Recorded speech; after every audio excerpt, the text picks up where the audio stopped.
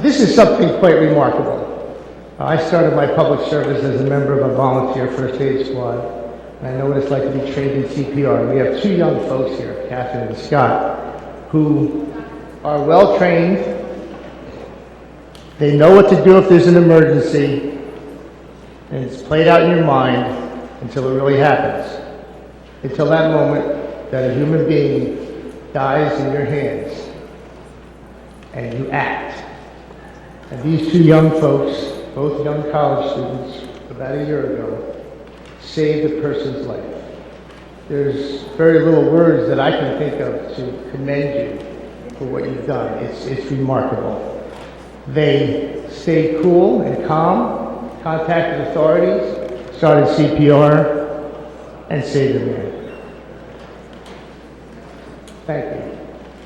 Assemblyman Peterson. Well, good afternoon. When I read this article in the newspaper about Catherine and Scott saving a man's life as lifeguards at a swimming pool, it hit home with me as somebody who has swam year-round since I was 7 years old. And as I read the story, it was about an older gentleman in his 80s who had an incident on the pool deck. This wasn't like Baywatch where they go running in with the glamour. This is the real-life situation. This older gentleman had a heart attack and was gone. Scott administered CPR while Catherine went and made the phone call. And in the article, Catherine said that she didn't feel like she did anything. She just went and made the phone call, came back. But the phone call is important because when you have a cardiac arrest, the faster that help arrives and get to the hospital, the better the chances are for survival.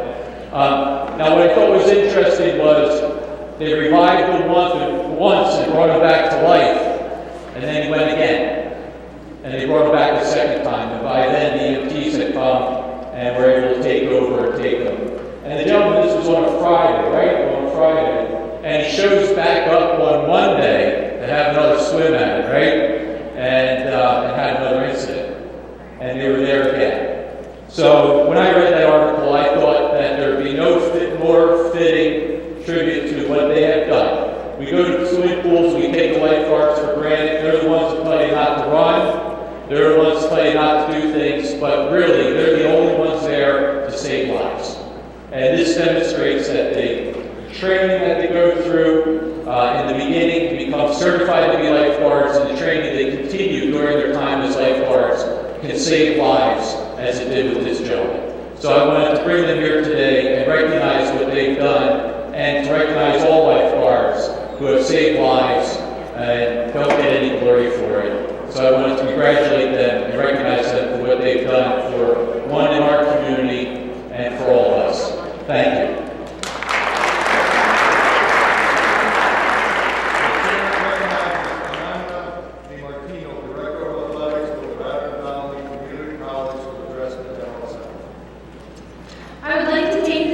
To briefly share some details about the courageous efforts of our student lifeguards, Catherine and Scott. That March morning started like any other with an eager group of senior citizens waiting for the lifeguards to open the doors at 6 a.m. About 25 minutes after the group entered the pool, there was a straggler slowly approaching the pool deck from the locker rooms. For Catherine, a red flag immediately was raised as she questioned what has taken this man so long to come up from the locker rooms. Catherine discussed with Scott, and they began monitoring him from a distance. Moments later, as this gentleman was sitting down on the pool deck, he lost consciousness and fell to his side. Catherine and Scott immediately rushed over to help him as he regained his consciousness. Less than a minute later, once again, he lost consciousness. On the 30th and final compression, the man regained his consciousness, gasping for air and sitting up. The lifeguards had been asking him questions, but he was unresponsive. The man again passed out. Scott once again performed CPR, eventually regaining consciousness seconds before EMS arrived and took over. While their actions were truly heroic, I am not surprised. They have always been hardworking, engaging, motivated, and well-mannered student employees. Thanks to Catherine and Scott's awareness and ability to put their emergency training into action, this gentleman survived. It has been a pleasure to work with them, and although they have both transferred on to four-year universities, they will always be a part of the Raritan Valley Lion family. We are all very proud to represent Barrington Valley Community College here today and grateful to be acknowledged. Thank you.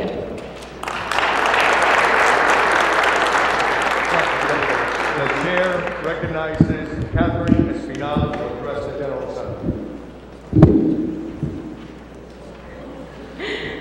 Wasn't prepared for this, but I just wanted to say thank you for acknowledging us on this award. The chair recognizes Scott Jordan to address the General Assembly. I also had no idea about speaking today, but I'd like to thank everyone that helped us, George for training us, Amanda just for giving us an opportunity to have a job, and most of all Kat for helping me do what was necessary, what we did was necessary to help Mr. Hughes enjoy the rest of the day.